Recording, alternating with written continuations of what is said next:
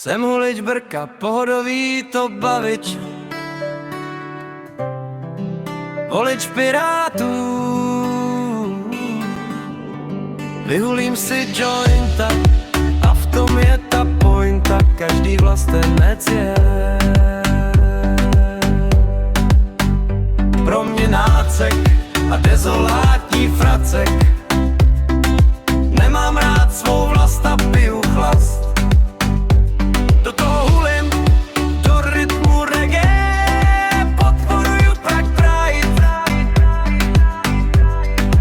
Společně s Piráty nesnáším vlastence, toto je život.